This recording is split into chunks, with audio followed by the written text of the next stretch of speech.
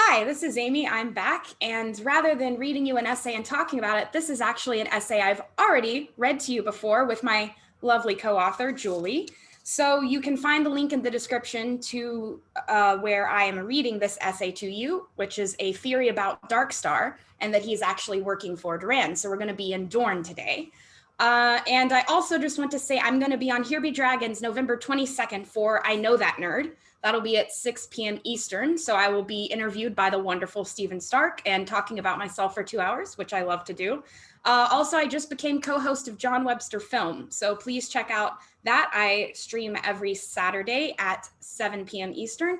All the links are in the description. And finally, I was on Voice of Geekdom to talk about his Dark Materials. And you get a little preview of my coming essay on Orientalism in the series, and that link is also in the description. But let me introduce my wonderful guest today, Julie. Hello, Julie. Hi, Amy. Thank you so much for having me on your channel today. Yeah, I'm so excited. We actually met through History of Westeros chat, just live chatting, and you mentioned it was a Doran chapter, and you mentioned, I think there's something up with Darkstar, and I think he's working for Doran. I was like, please at me about this. Like, I need to know everything. Because I'm not really a theory person myself. I mostly just do literary analysis. But when I hear someone who I think is brilliant like you, come up with something very interesting that I've never heard before, I get really excited. And I did find a Reddit post about this from a couple of years ago, but they didn't really give that much detail. So I was excited to write this with you and to kind of dig into it. So I guess maybe the first thing we can talk about is what exactly is it about Darkstar and Doran that makes you think there's something more going on there other than just Doran being afraid of Darkstar, right? Yeah, I think there's so much, and I'm so glad that you suggested that idea and Valerie us to write this up. Because just as we were in that and they were talking about this Feast for Crows chapter, it just really struck me that there has got to be more to this story between Darkstar and Doran. It can't just be, only what's written on the page. And I just got, one of those sort of lightning bolts of inspiration where you're like, there's something else going on here. I can just feel it. But absolutely, yeah. And we also make a lot of, in the essay, we make a lot of comparisons with Varys, right? Varys is always, there's layers upon layers of what he's doing. And I think the fandom as a whole really underestimates Doran. They think he's a pawn and not a player. And we argue in our essay, he's actually a really smart player because people think he's a pawn. Right. So he doesn't have the greatest reputation, right? And I think there's some fairness to that criticism, because even though we of course we're big Prince Doran fans, right? And we think he is very strategic. Yay, go Doran. But the fairness to that criticism is he probably did way too long. He probably is too secretive. He probably has missed his chance. I mean, we just from what we can see so far, his plots don't seem to be succeeding all that well, even though he's still got some iron in the fire. But this idea that we have about Darkstar and Doran working together is just sort of one way for Doran to express and be a player rather than a pawn. And it just makes so much sense to me that of course we're right, but duh. No, and a couple of things that and thank you to Girls Gone Canon who talked about this. I believe in episode 99. Oh, don't at me about that. It was during a when they were talking about Areo Hota, and they were talking about how they're not really sure if he would use people like this. But I love you, obviously, Chloe and Eliana. We're both huge fans, and I'm a patron. I believe you are as well. But what about Oberyn? Did he not use Oberyn kind of in this, what we call sword and shield in our essay, which is a lot of people in the fandom talk about, where there's the sword like Oberyn who goes out and he's yelling to the top of his lungs, justice for Elia. And then Doran is the shield. He's kind of like in the background, we think, pulling the strings. So if he did it with Oberyn, his own brother, why would he not do it with some random guy he can throw under the bus later? Exactly. I completely agree. And I think there are some, we'll discuss this later, but there are some other relationship templates where this applies, right? So, this exists elsewhere in the Asimov universe, right? Where there's this sword and the shield relationship. So George he sometimes creates a relationship template, right? And you stamps another one out and switches up a few things that happen. But to me, this just seems like a natural progression and a way for Doran to be more of a player. We see that with Magic itself, right? With the wargs, they Bran is literally sitting back and then making his wolf do things for him, right? I think that George is really interested in this idea of, if we want to go with symbolism, Bron Steries, whose essays I really appreciate, he's over at redmiceatplay.com with Archmaester Emma's essays. They talk a lot about this green seer imagery of having someone do the dirty work for you, right? We have the Night's King who has the army of the dead doing the dirty work, right? So why por qué no Doran, right? Why can't Doran be doing that?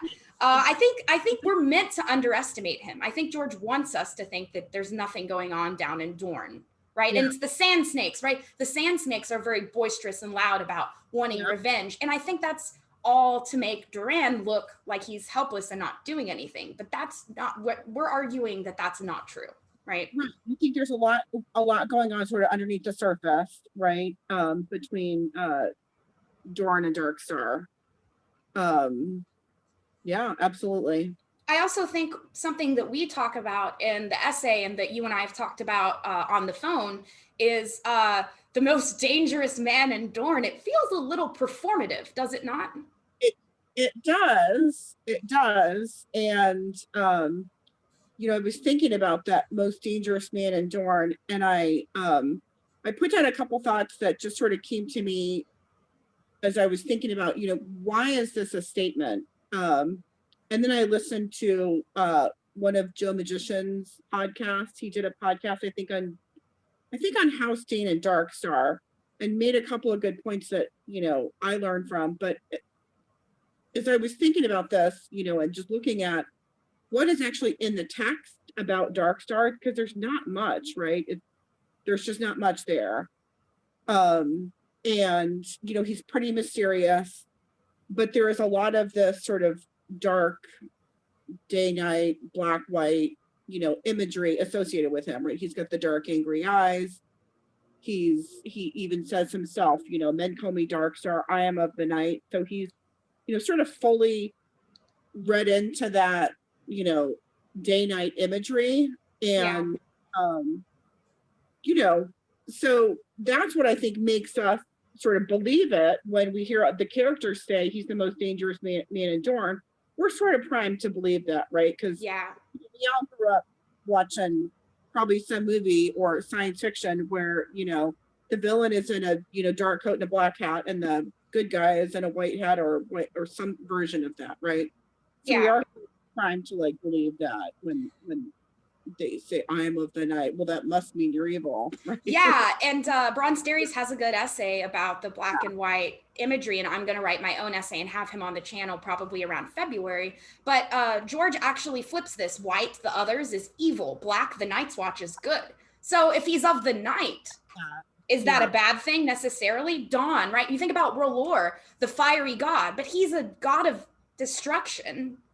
Not a good thing. Fire cleanses, but it also destroys, right? So I think that George is wanting us to question this idea of dark and night being bad. So just to accept it wholeheartily, I think, is not what George wants us to do. And also, I will just say, since I do Eastern symbolism analysis, in China, Korea, and Japan, white is the color of death and black is the the color of good. So that in opera, the bad guy has white face paint and the good guy has black face paint. So that's a little bit of a preview for my upcoming black and white essay coming 2021 January-ish. So yeah. I can't wait to hear that. And I love that. I just learned something, because it did not even occur to me about the Night's Watch and the White Walkers. So I'm so glad to know you and have you in my life, because that's definitely all Bron Steries, though. That's definitely his stuff. But I think that George himself, he wanted to flip the Western idea of black and white. But by doing that, like with many things, when you flip it, from the Western idea, it becomes Eastern. So he actually, perhaps unwittingly, George is writing an Asian story. I'm sure you will tell us all about that. I will, yes. I'm really excited for that essay. Absolutely. So the other thing that I was thinking about this, like this idea of like Darkstar being the most dangerous man in Doran, and I started to think about like, you know, how often do we see that mentioned, or like where does that come from? Yeah. And, you know, I sort of played with the idea of like, well, you know, if someone like is that just like one popular person's opinion that just becomes, you know, widely accepted? Like if Oberon, because I think the original sort of seed for that idea, if I'm not mistaken, came from Oberon. Oberon said that he was the instigator of that statement. And if he was, and if that was, you know, he's someone with gravitas, he's widely respected. So, you know, someone that well respected saying that, it would be taken more believable rather than just like one of the Fowler twins, right? Or some random Dornish guy who says most dangerous man in Dorne. Because we do see a couple of characters like describe him that way. I mean, you know, and the imagery, so Ariane's like he's got dark, angry eyes. And then there's Damon Sand, who says, you know, he also thinks that that Doran is dangerous.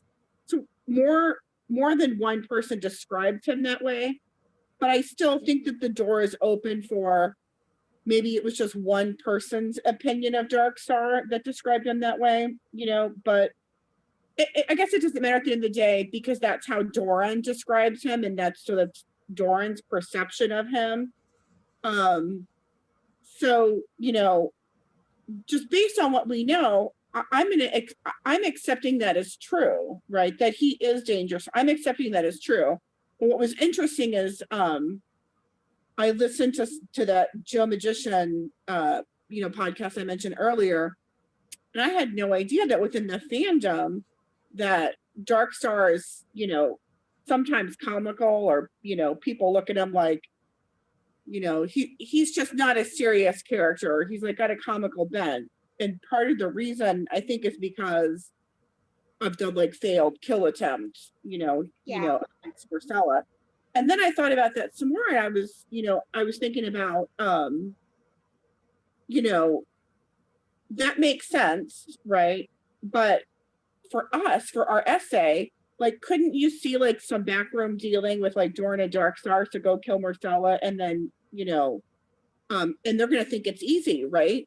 Because it's killing a kid, you know, who's gonna be in the middle of nowhere, right? It literally in the sands, in the middle of nowhere. So I get why he's got kind of a comical reputation, but I'm gonna choose to like take it as face value, right? That he is the most born.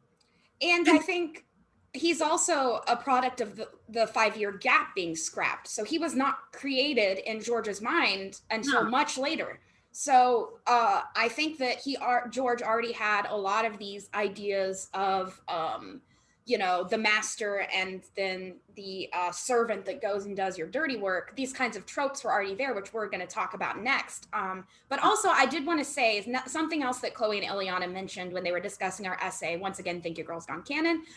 They had mentioned, oh, Doran wouldn't order a child dead. And yeah, Doran does, you know, he does seem to be a very virtuous man. You know, his sister was killed, her children were killed, and he mourns for them. But at the same time, I think we also need to remember he's a sick man. He doesn't know how long he's going to be around. His gout is getting worse, and that he could be becoming desperate, so much so that he is kind of letting go of these morals in order to have a means to an end, right? He sees, and something we talk about in the essay is with Marcella gone, he doesn't owe the Iron Throne anything, right? He now can betroth Ariane to young Griff, and then also, who knows, betroth Trystane to Dany, and just play both sides of the Targ kind of you know, coalition. So he would be freed up to do a lot of things, and it would cost one child's life, absolutely. But I think people give Doran a lot of credit that maybe we shouldn't be. And this is, I think George wants us to underestimate Doran. And that's something that we very consciously did in this essay, was give him maybe even more credit than the vast majority of people in the fandom do. And I think it makes sense. I mean, he was really too secretive for too long, right? So makes sense that now he's, maybe getting towards the end of his life and is more desperate. Yeah. It's an old trope, like, you take out the heirs of whatever throne you're trying to, weaken, conquer, what have you. That idea has been out there for a long time, right? It's a pretty common way to destabilize whatever regency you're trying to destabilize, so killing Myrcella is removing, one more peg from that ladder. So I think it makes sense. And Tywin said that Robert needed the Targaryen children dead, but wouldn't have done it himself. So Tywin had his dog, the Mountain, do it, right? Yeah. So why wouldn't Doran have his own dog, right? And meaning Darkstar, which, and if you want to, Julie, we can now kind of talk about this trope of the short sword and the shield, unless you had something else to say on this point. I was just gonna mention that some of the other, reasons why Darkstar is sort of viewed as dangerous. When I thought about the actual sort of, stabbing of Myrcella, if he didn't have it in mind beforehand, right, or hadn't talked to Doran ahead of time, he's gone to this middle of nowhere, right, in the middle of the desert with Arianne and her friends. And then sort of as Aerys is, making his stupid decision to charge into Area Hotazak, he makes the decision to, draw his sword, go forward with his, with his horse, right? And then take that sort of swipe at Myrcella. So I guess my point there, that, is that he could have like gotten off that path a couple of different times, even if he did all that quickly, even if that happened in seconds. He could have, do I really want to draw this sword? I'm really like now rushing forward with that. I mean, maybe it was, battle fever, but it doesn't seem like it. It seemed like, he was really intent on doing that and just was waiting for his opening. Was waiting for an opening. I was going to say like the right moment, but it really wasn't.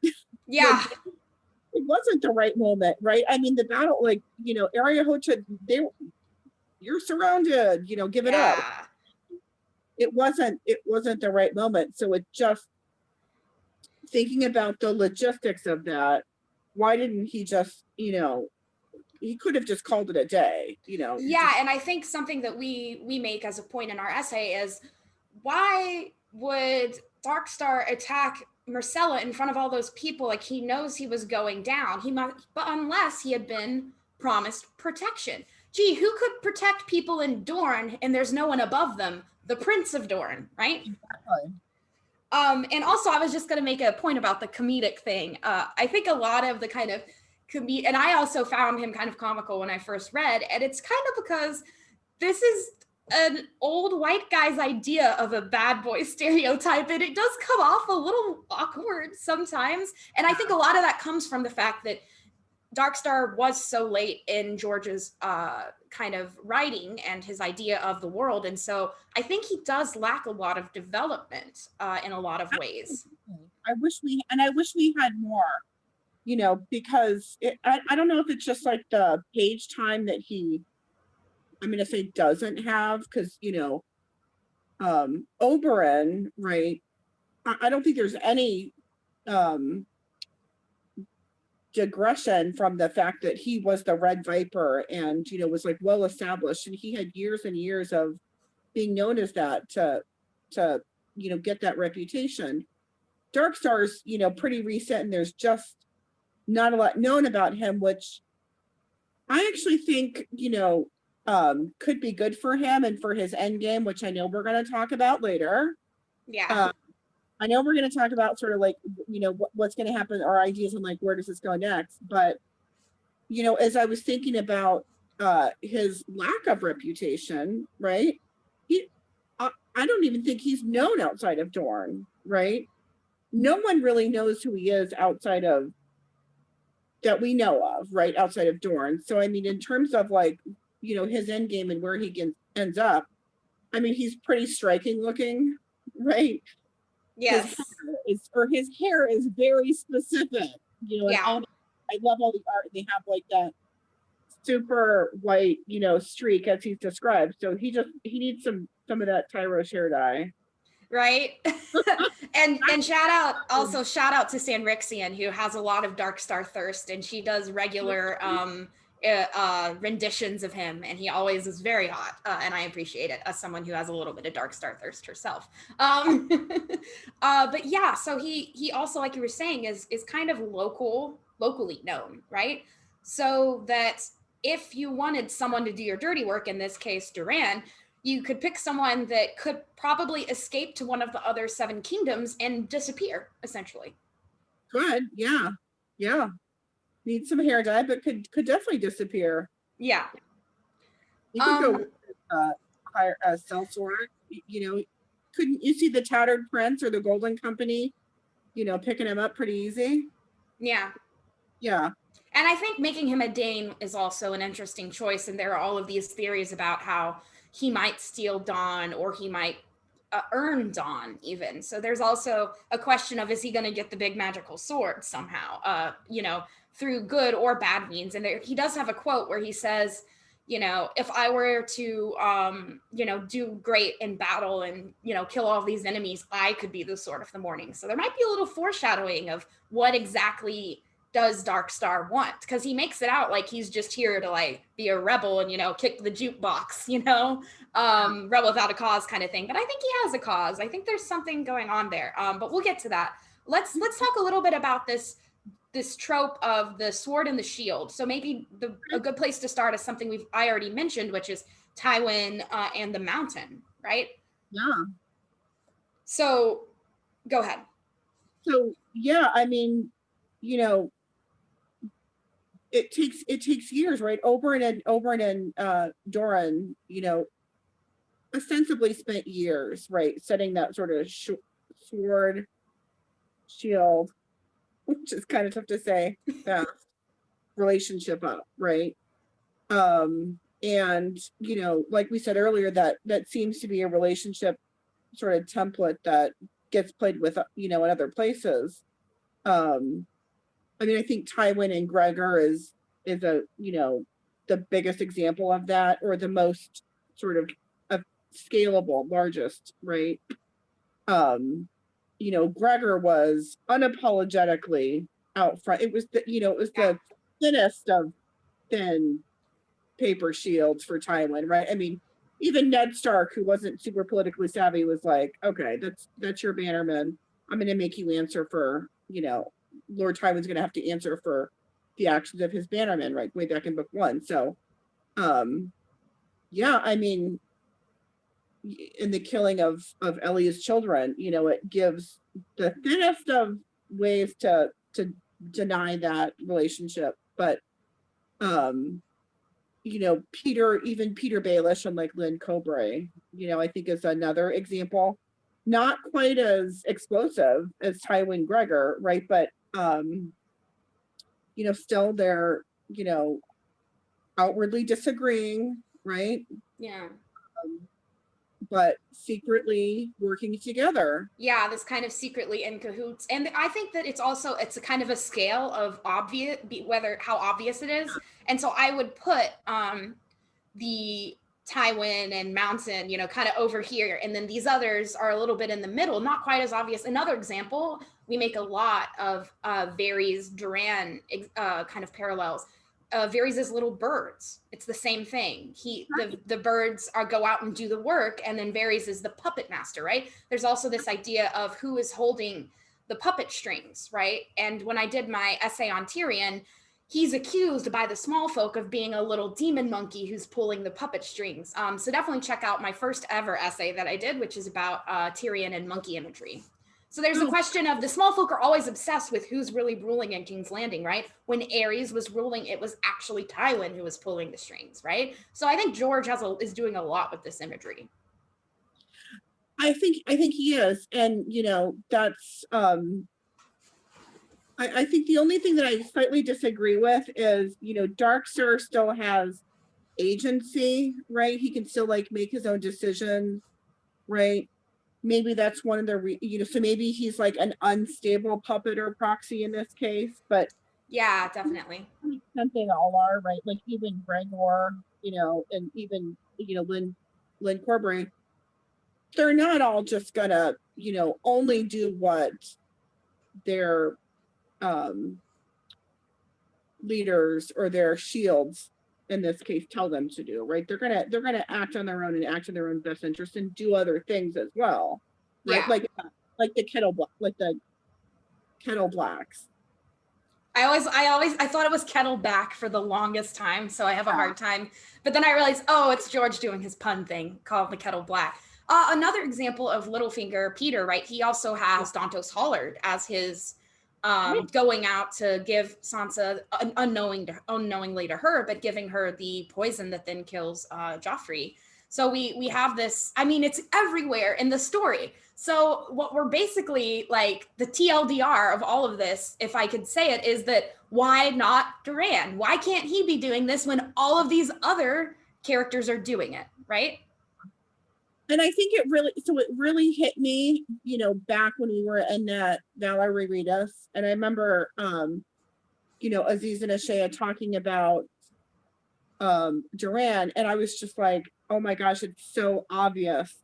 Like, it just struck me. It was like, I totally believe, I would have sworn on any religious book or Bible. I'm like, Doran is hiding Darkstar. It just made so much sense to me that he would be, doing that.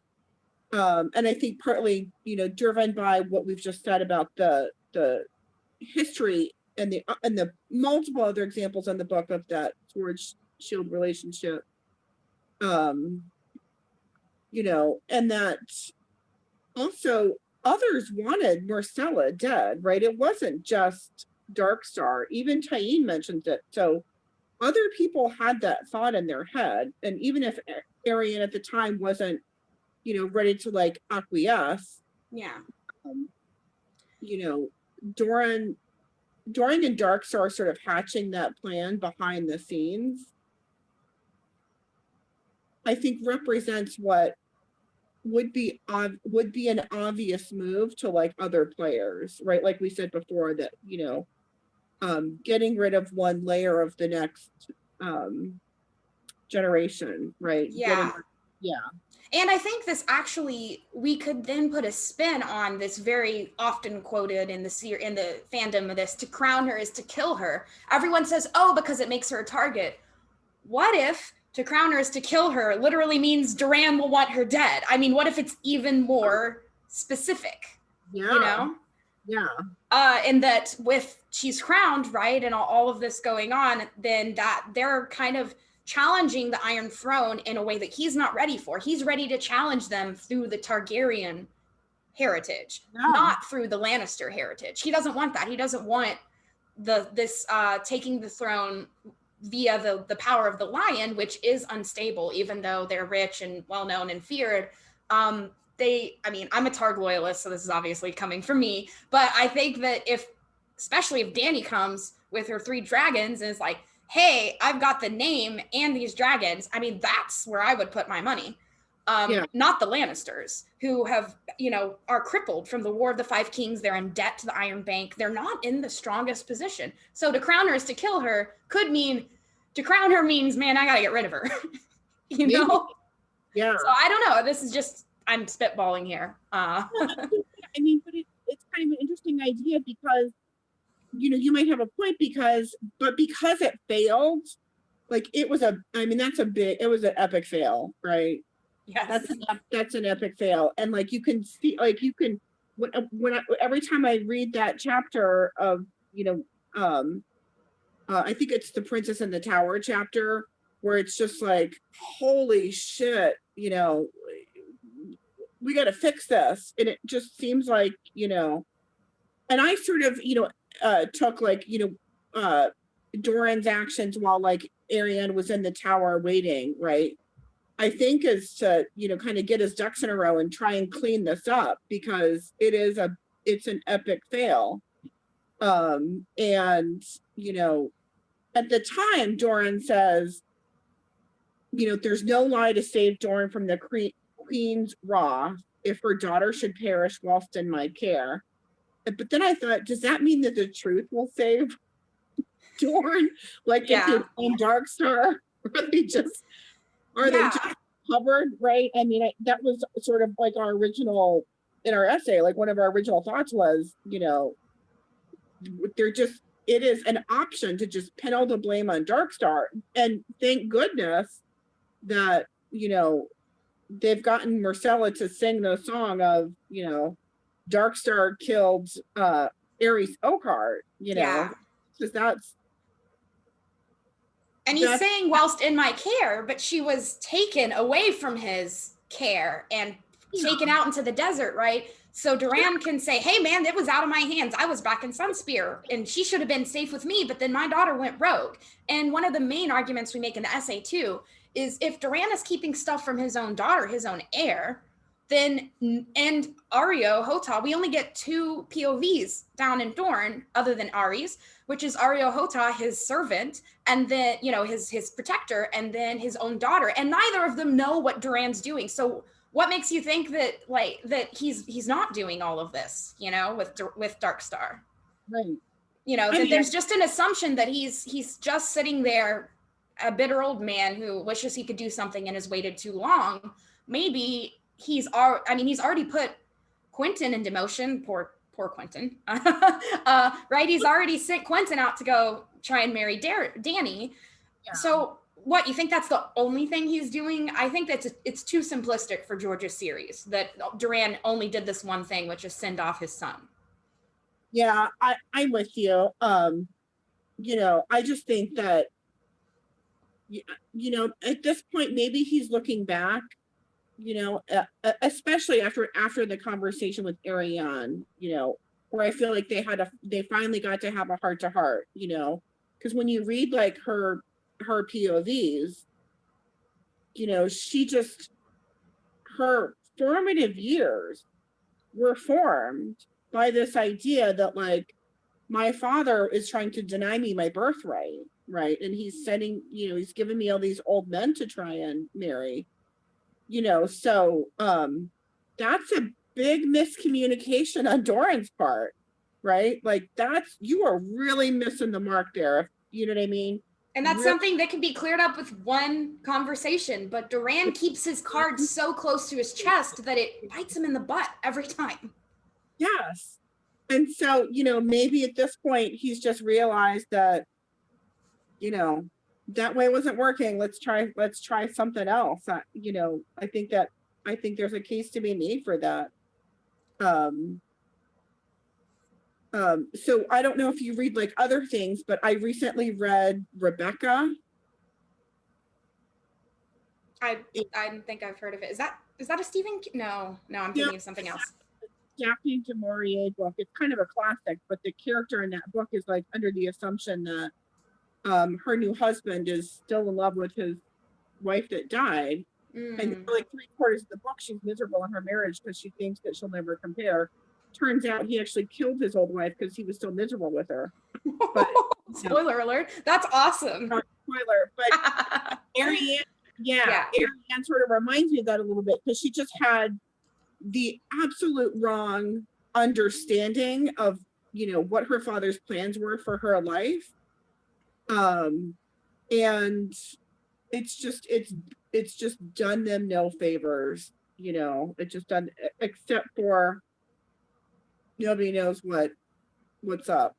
Yeah, I think it's a very common trope to think one thing, particularly about your parents or someone you're close to, like in this case, a husband, and then find out later it's actually the opposite. Like everyone knows Harry Potter, right? He thought he was a poor orphan. All of a sudden, he's a rich, kid who his parents really cared about, and he's also the chosen one and super powerful, right? So there are all of these kinds of what the POVs that we get are not what's happening, right? Like that happens all the time, right? We get from Catelyn's point of view that she thinks all of her sons are dead except for Rob, and unfortunately, Rob ends up being, after a couple of chapters after that, the only one that is actually dead.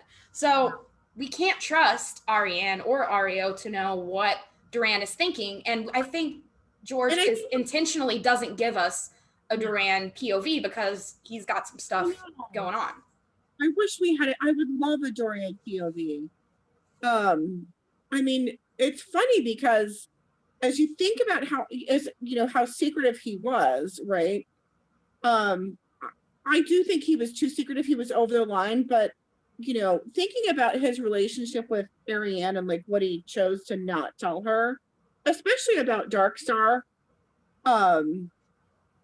he was really trying to convince Arianne, like, don't work with Darkstar, right? Yeah.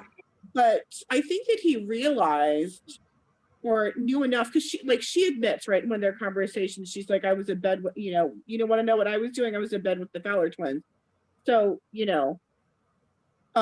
probably realizes that she likes a pretty face or a pretty guy, and she's, comfortable and open with her, sexuality. And so he looks at Darkstar too. He's got to know that she would be vulnerable to him in that way, right? Yeah. He even know that they, hooked up a few times in the past, right?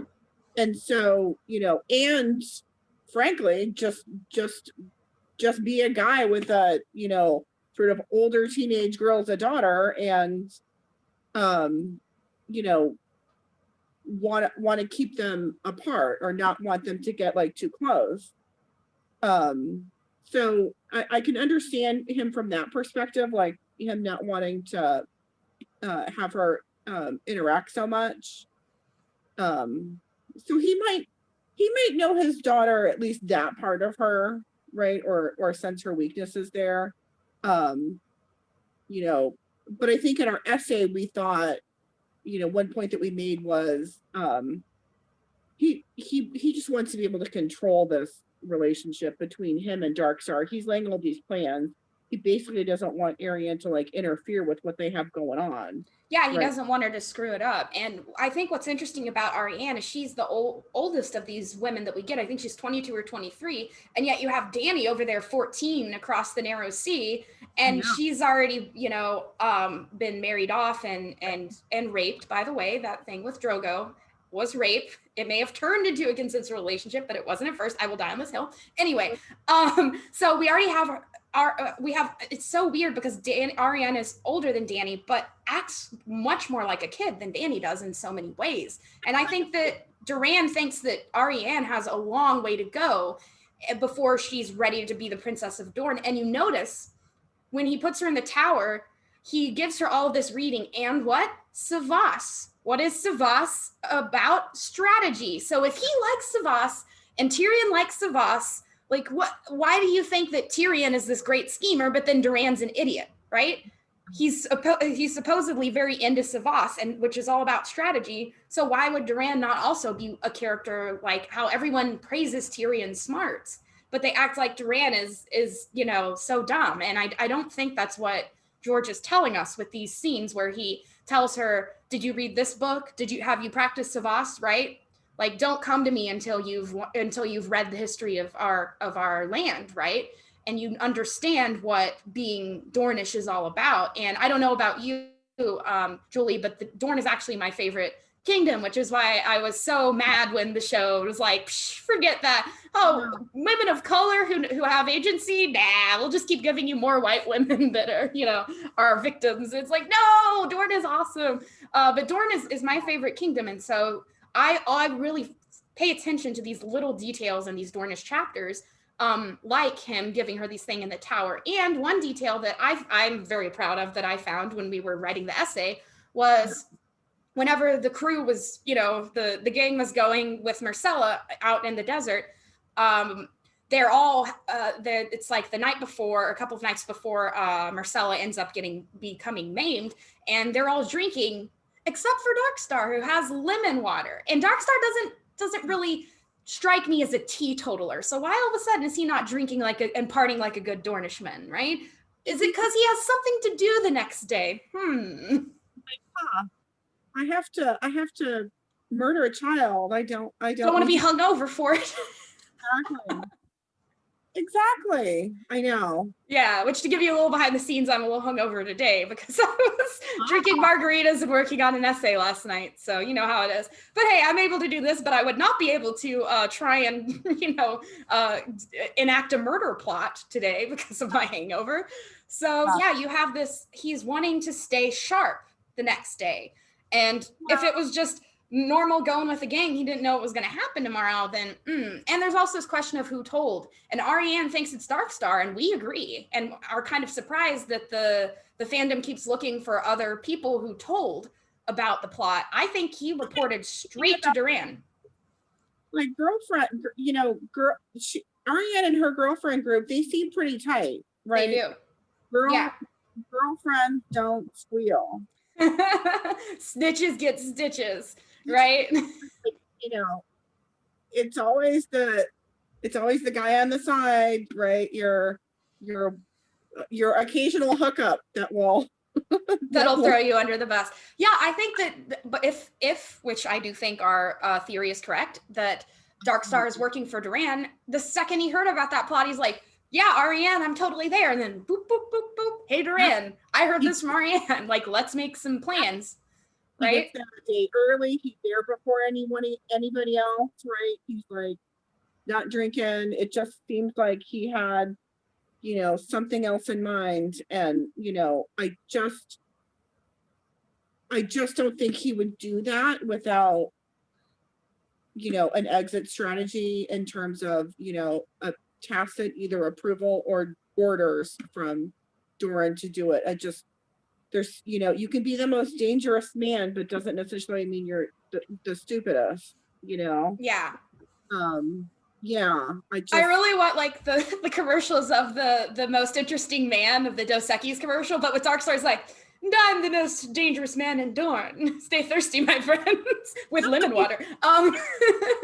But I think also another thing we talk about in the essay that I think is really, an amazing contribution to the fandom, pat ourselves on the back, is that so Darkstar is in the wind and Doran doesn't know where he is, right? And he sends Obara and Balon Swan to High Hermitage. Why in the heck would he go home where the first place people would look? I think Doran is sending them on a wild goose chase. He knows exactly where Darkstar is. I think that is entirely possible that they knew exactly where he is, and that this is just a plot to either waste Balon Swan's time, right? Which get this guy out of the way, right? I think is legitimate, because it still keeps the Kingsguard out of King's Landing, or just outright, plan to kill him. Yeah, Obara she's a tough lady, right? Like, she was not intimidated by Area Hota. It didn't seem like it in the books, right? In that Watcher chapter, she did not seem to be intimidated, right? Yeah. And so, yeah, I think it's possible that Balon Swan doesn't come back, or yeah, and I don't know that he's in High Hermitage though. Yeah, I don't think he is either. That's kind of my point, is that, okay, you go and like murder someone or attempt to murder someone, and then you just go home. Like, that's the first place people are going to look. So we argue in the essay that he is not at High Hermitage, and we don't know exactly where he is. We have a couple of suggestions, but we definitely know that we think that he is being protected by Doran somewhere. Absolutely. I think, the Water Gardens is a possibility.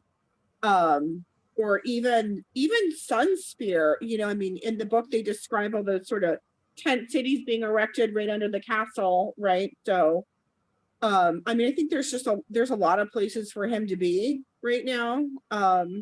He could have gone into the mountains, right? Where there's the salty Dornish, and then there's kind of the mountain Dornish who are a little bit more related to the Andals and less Roynish. He could just kind of be hiding out somewhere there, you know? There's a lot of options. I mean, especially for someone who knows the area, right? And it's comfortable. He, remember, he even tells Ariane, hey, we better hurry up because the sun is rising. So not only does he know the area, he knows how to travel in Dorne, right? He knows when to ride, when not to ride, probably knows where sources of water is. I mean, there's a lot of places for him to be. And he also is of a lesser Dane branch, right? He's the Danes of High Hermitage. It's like being a Lannister, not of the Rock, but of Lannisport, right? So he's also he's been brought up as a noble, but he's not really giving much up by leaving, right? He's not in line to become the Sword of the Morning. Right. So what does he have to lose, right? For doing all of these things for Doran. He can only... This is his way. The way that he sees it, I think, is this is how he can make his own way. He can get the favor of the Prince of Dorne, because otherwise he's just a minor lord, and no one's really gonna care. I think it's a good career path for him. Brushing up on he got a CV ready to go to Doran. Seriously, otherwise,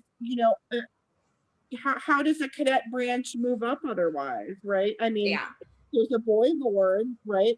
Edric Dane is what, 12 or so? Yeah. So there's a boy lord. Yeah, I mean, I think it makes a lot of sense from Darkstar's perspective to work this closely with Doran, as a way, like you said, to increase his visibility. Maybe he gets a reward, more lands, something, in exchange for this. I think it's a mutually beneficial arrangement, because Darkstar knows he'll be protected, and Doran knows that he can throw him under the bus, right? So it may not be fully mutual. I definitely think Doran benefits more, but it's very easy then if he does step in it, which is kind of what happened. If Doran is worried about the ire of the Iron Throne, then he can say, hey man, it was this guy Darkstar, the most dangerous man in Dorne. Like, he's the perfect guy to be this rebel who went off script, right? And who just attacked a child because he's of the night. It seems too straightforward and stereotypical for George, is kind of, I think, where I'm coming from. Yeah. Is that he like, when we hear a lot of this stuff about, like with Jaime, right? Everyone calls him the Kingslayer, but in the end he saved King's Landing. Like, what people think is not the reality in Westeros. It just never is. Yeah. Agreed. Let me see. Just looking at some extra things. There's just like one or two sentences that say, Oberyn says he was dangerous, but yet never got around to killing him. So I think that if Oberyn thinks you're dangerous enough to warrant getting killed, right, he's gonna just kill you.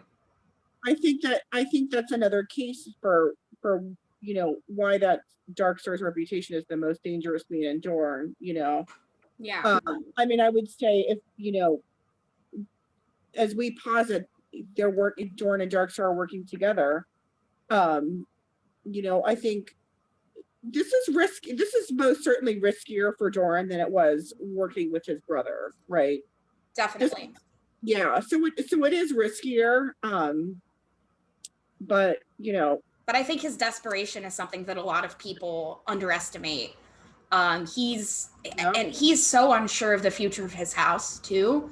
So yeah. He also kind of wants to, I think he wants to go out with a bang, quite frankly. And when you look at, I think you have a point. He may want to go out with a bang. He's, I mean, you get the impression he's running out of time because, I think you said this earlier, but his, gout is so much worse. Even in the book, where he's in that litter going to Sunspear from the Water Gardens, I think he's reflecting on, maybe a year before, he wouldn't have to have traveled in a litter, right? Because he wasn't quite as gouty or quite as swollen or quite as sick. So, yeah. Yeah. And I also see him a little bit, George likes to use this fruit imagery. Check out my essay on peaches. Plug, Ooh. plug, plug. But he also looks at oranges, right? The blood oranges are rotting and then falling down. That is Doran. He is rotting, and one day he will fall, and there will be nothing left for him. So he's trying to do something before that happens. I think that you're right. And you know, looking at sort of the field, like who, like, you know, if we posit that Doran wants to recreate this sword shield relationship again, right? Who's he going to pick from the bench, right? There's the Sand Snakes, who he seems genuinely, you know, sort of scared, paranoid, afraid of, slash wants to use, but carefully, you know, he seems to take that partially scared, but I want to work with them, but carefully approach, you know, to like many of his relationships, right? And he doesn't seem entirely successful. But if you look at, you know, his bench of people, there's the Sand Snakes, and then there's Darkstar, right? I mean, those are his choices, right? For who's going to be my new sword, basically. Yeah, exactly. And we can come back to any of these points, but I thought something interesting that we talked about is what didn't make it in the essay, because we're kind of like, is this too much tinfoil? I don't know. But I really like that we talked about our Varys and Doran working together. Like, Yeah. when you mentioned that, it blew my mind, because we kind of made a little list of Doran's goals and Varys' goals, and they were kind of the same, right? They sound very similar. Yeah, so we've got a Targ, the Targs coming back, right? He literally sent his son to try and marry one. Yes. So there's that, and then there's also an unstable Seven Kingdoms. That Varys said that he wants the Seven Kingdoms in chaos, so that when young Griff comes, he'll look like a savior. Well, you can do the same thing with Dany, right? She comes and she's married to a Martell, and they've got this kind of this reigniting of the Roynish Targ kind of the Roynar Targ relationship, right? And, you know, so they want the Seven Kingdoms in chaos. They want the Targs to come back. And I don't necessarily think Varys would be against Dorne being an independent kingdom. And I think that's what Doran wants. He wants it to be its own thing, separate from the Iron Throne. I'm with you. I mean, you know, they were the last kingdom to fall, right? To join the seven, if you will. So, you know, it does make sense that there is a lot of history there to suggest that they would want to be an independent kingdom yet again. But yeah, I mean, I know we didn't dive into this in our essay, but I feel like there is a lot of parallels between at least the approach of Varys, right? Like, you know, Varys and Illyrio sort of making their plans early on, you know, and then the plans go awry, right? And they have to recalculate like the GPS, right?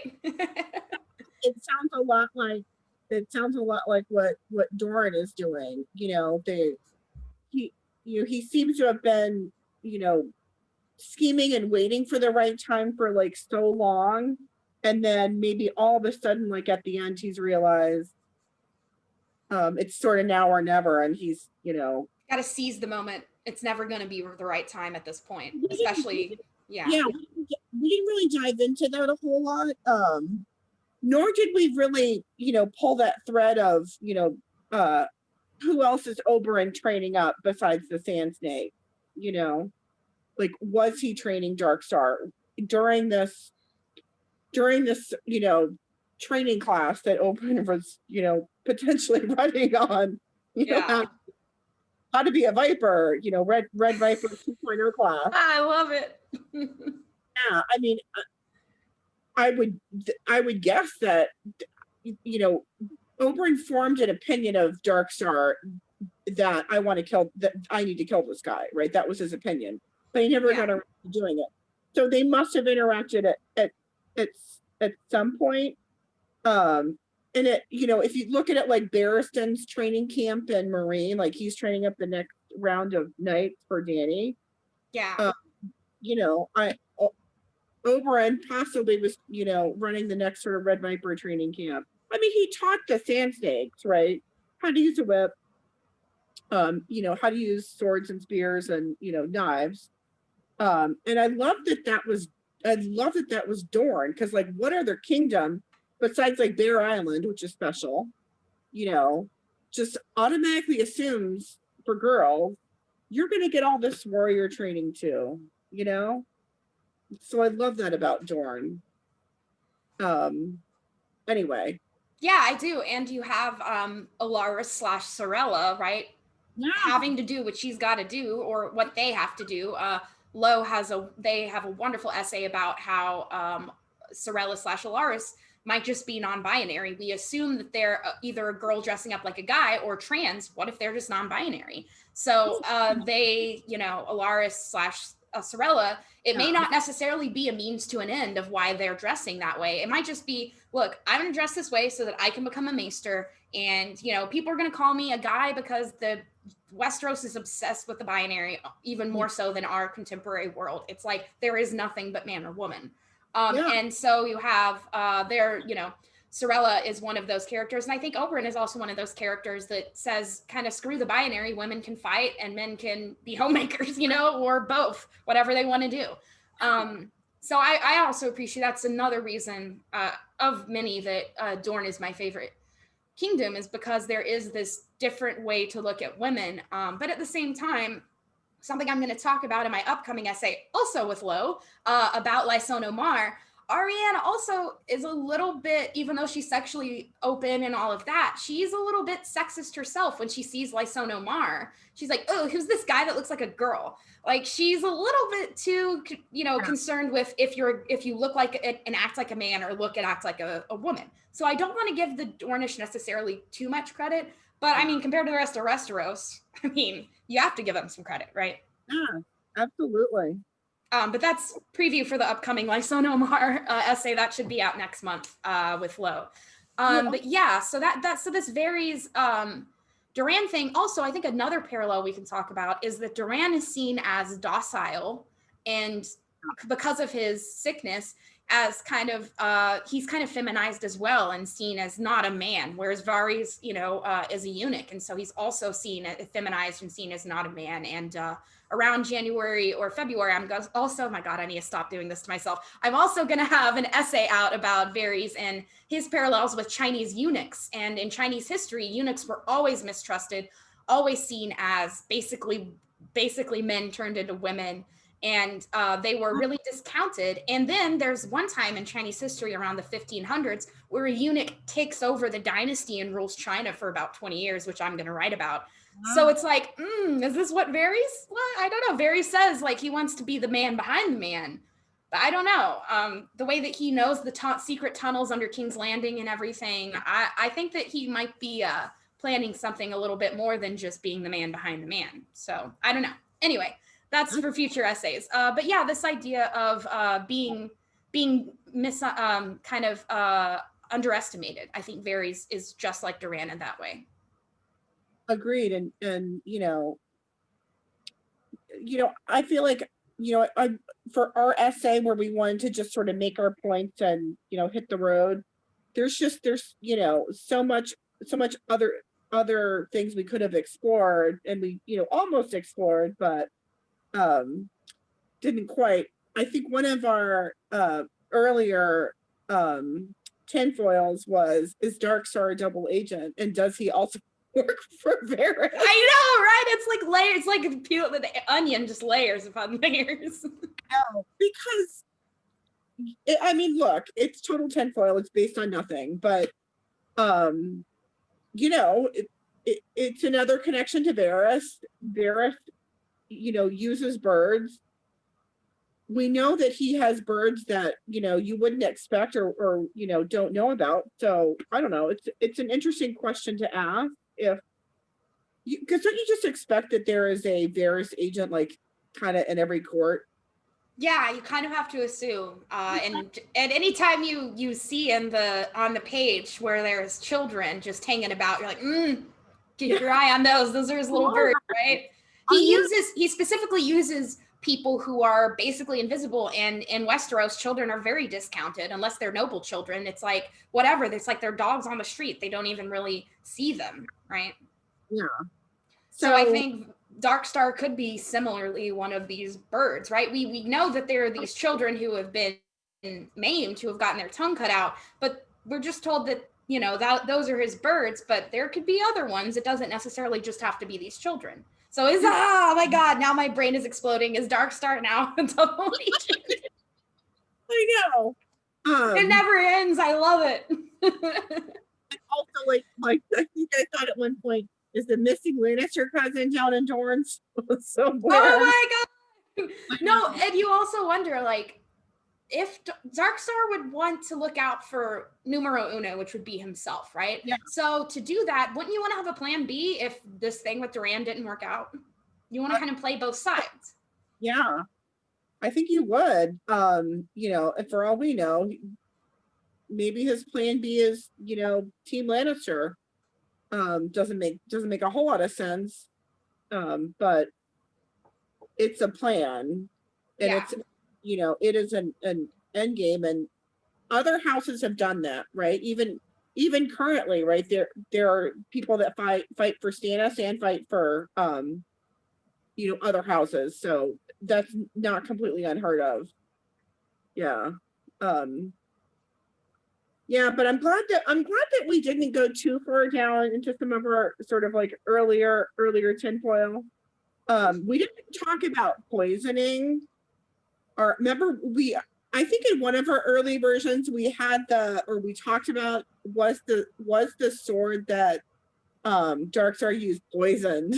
Yes, oh my God. I'm so glad you brought this up, because I've been obsessed with this since we've talked about it.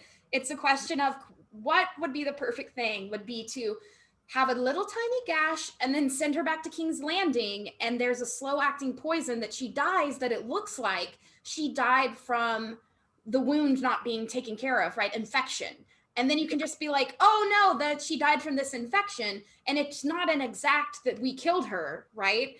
Yeah. So we went down this whole road of like, what if it's a very, so we were like, I was like on Wiki of Ice and Fire being like, how fast acting is this poison in world? And like, oh no, that one's too quick, or oh, this one can be found by a maester. Is there one that no maester can detect, right? So and it's just because Dorne is known for poison. So because of that, anytime anyone dies, you've got to be suspicious of it. I think you do. You know, it's probably been too long for the poison idea to have been effective, but that's kind of why we were like, let's just take that out of the essay, because people are going to say the timing, you know. Yeah. It's possible though. Yeah. Yeah, I mean, and there's also the idea of Tywin being poisoned, right? And that's why his time on the toilet was so long and didn't smell. It smelled even worse than usual. Let's put it that way. I am totally down with that. I so believe that. Yeah. I mean, the description of like his face on the beer, you know, like just corrupting and, you know, green and oozing, and it's just so nasty. Right. Yeah, I'm totally signed up for like Oberyn poisoned him somehow. Yeah, I'm all in on that one. Yeah, this is for the listeners, this is all the tinfoil. You thought that our idea of Doran and Darkstar working together was tinfoil. You have no idea where we were going in the beginning. Yeah, I mean, we pulled it back for the essay. I thought we did good for the essay, but you know, it's just, you know, anyone who, you know, is, you know, you start thinking about a theory and you could just, you know, go off into 20 different tinfoil directions. So seriously. Yeah, we could just keep going, and it gets kind of out of control. Then we start getting to a couple of things I've heard in the fandom that are just crazy, like it's actually a sci-fi series and Storm's End is a spaceship. Like, I don't even that was my look when I first watched that video. I was like, no thank you. No thanks. But yeah, so these are all the things that didn't make it into the essay that I thought was interesting. Especially, I think, the question of if perhaps Varys and Doran are in some form of contact, no matter how minor, about what's going on. it's pretty tantalizing, because they, you know, they do seem to have the same goal, but just go about it differently. But um, you know, as much as I really want that to be true, I'm just not sure if it is. But I think there's a lot of suggestion that it could be. And then I was, you know, and then when you start thinking about it, you're like, well, are they on the, you know, Team Dragon, the same Team Dragon? Are they Black Dragon? Are they Red Dragon? You know, and then is it one side of Target, not the other? Because they both seem to just want any dragon, you know. But I'm gonna leave that to other people to muse on.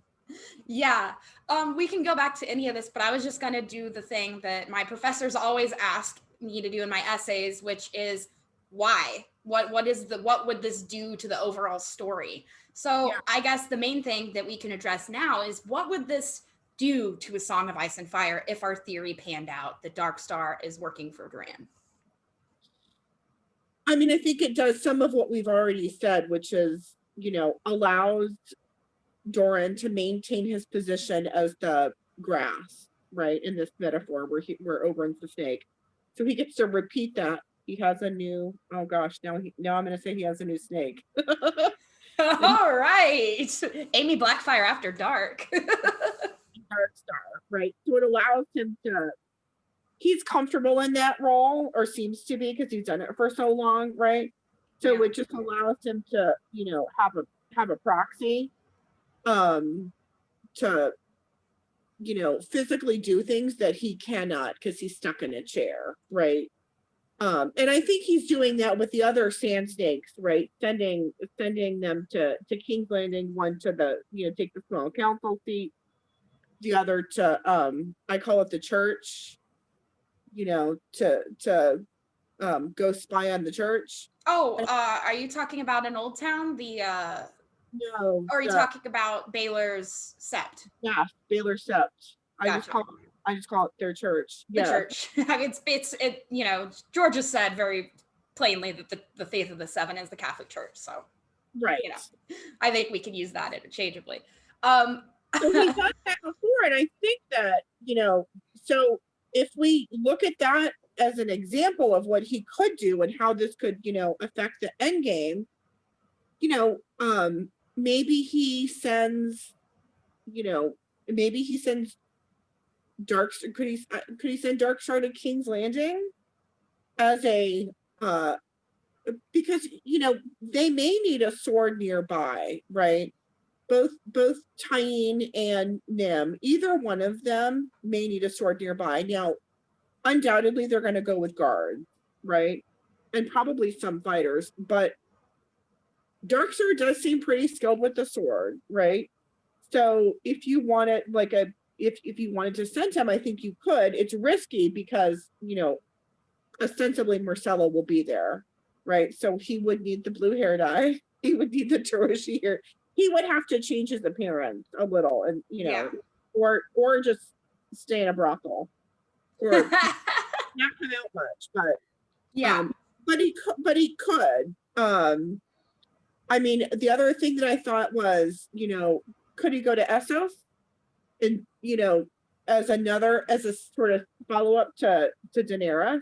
Yeah. I mean, I don't really think that that's likely, because I think when they find out Quentin is dead and burned, They're just gonna discount. I think that's more likely that he just discounts. But, you know, and maybe it's too risky to send him to, you know, Storm's End or to Ariane, you know, in the Winds of Winter. But I think those are possible. I know that there's a popular theory that, like you said, you mentioned it earlier, that he's going to steal Dawn, Yeah. you know, the sword of House Dane, and bring it to like the Battle of Ice. I think that that's possible. I don't have any ideas yet on, you know, how would, because we're 100% right, and no, and of course we're right. That Doran and Darkstar are working together, you know.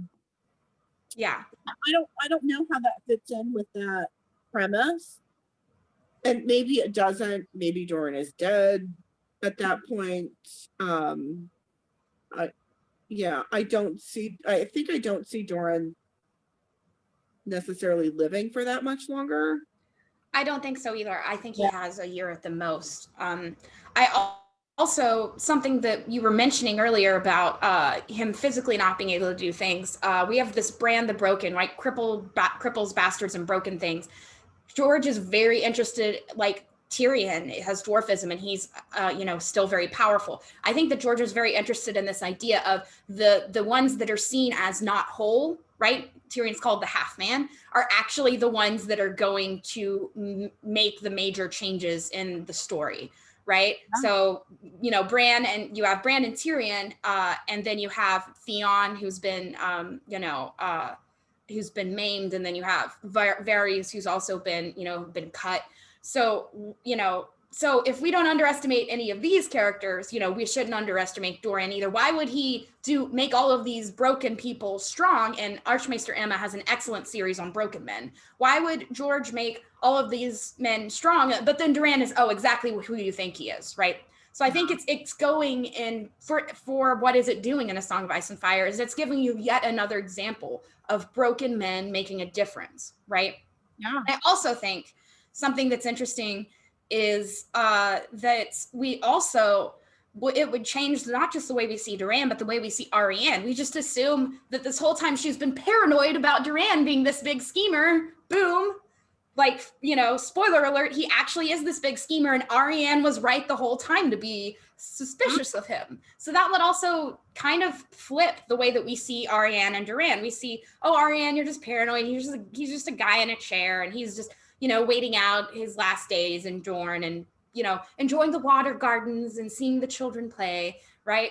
Or actually, he's kind of a scheming guy who is willing to sacrifice people. And Arianne was right to be worried about him, trying to usurp her claim, right? Yeah, I love that idea of other people sort of stepping in and acting as proxy, assisting people who are either broken, maimed, or otherwise can't do the physical thing for themselves, right? I think that's a beautiful idea. I think Doran's challenge with that is that he's trying to have it both ways, right? Because he's trying to, when you want to outwardly project that I'm in a guy in a wheelchair with gout and all I do is stare at the children in the water gardens all day, no one is going to think that you're an active player, right?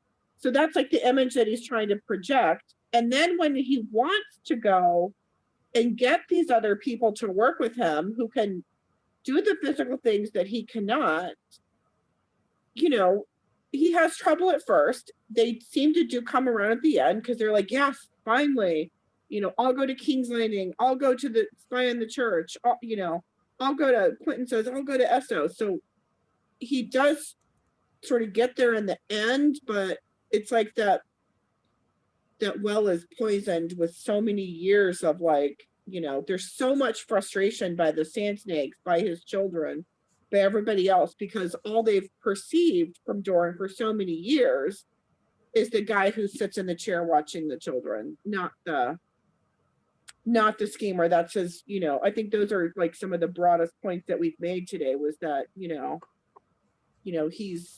he really is, he's maybe playing that part of being the grass, hiding the snake too well. Yeah, because it's been completely bought by the entire fandom. Other than you, pretty much everyone I've talked to totally buys Doran. And so I was so refreshing when we were talking about this that we were going, no, I think there's something going on with Doran, right? And just think about it. We have Dany going, oh, I am a young girl who is unfamiliar with the ways of war. We know because we have her POV, that's not true. So Right. maybe if we had Doran's POV, people would give him a little bit more credit, but we don't. So yeah. But the only other thought I had for like where this goes in the future was, when we were talking earlier about, the Obara and Balin Swan / Darkstar happenings in the future,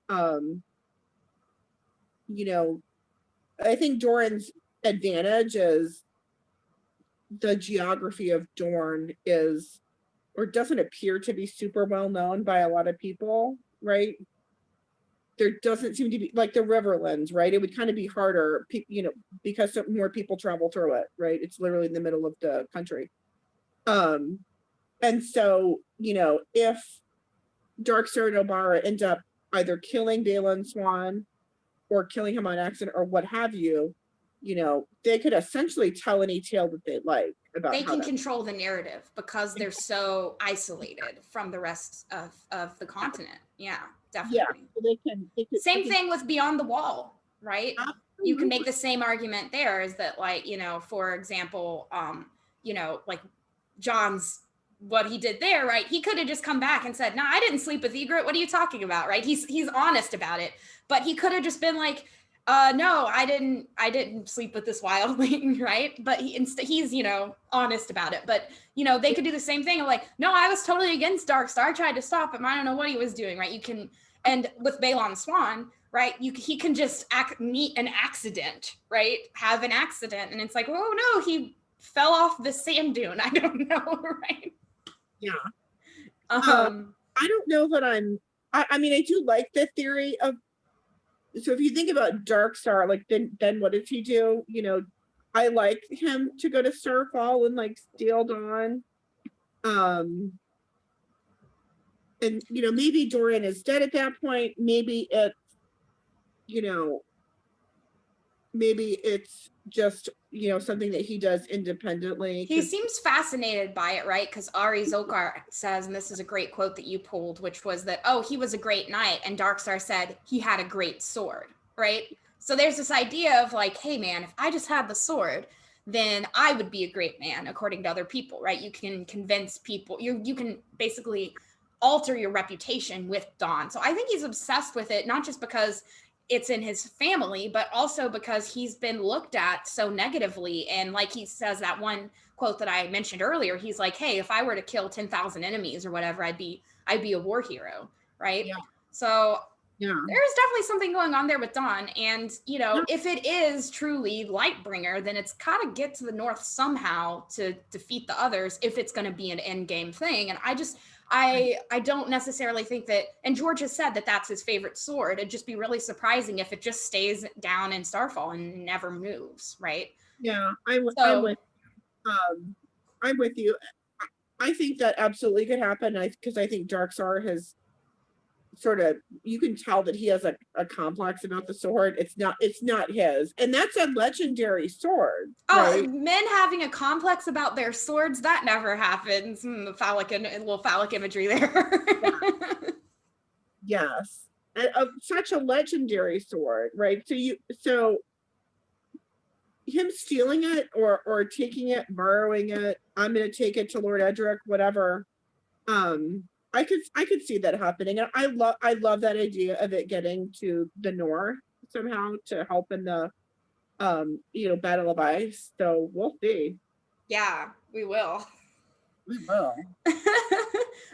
Okay, so let's wrap up with some final thoughts. Is there anything that you haven't said that you think needs to be out there in the YouTube verse? I can't wait to read all of your new things. Thank you. You're so sweet.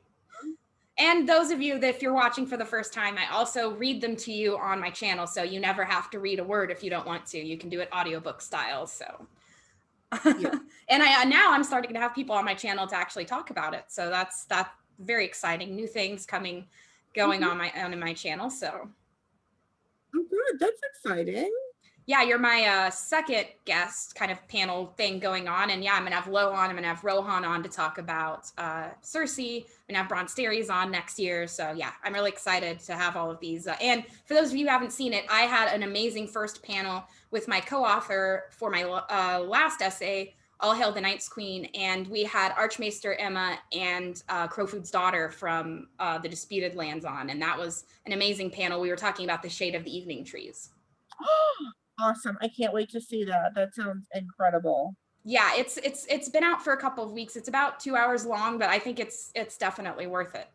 But yeah, Julie, so anything else you wanted to say about this? And my second question, You want to maybe give a little preview of what we're working on next?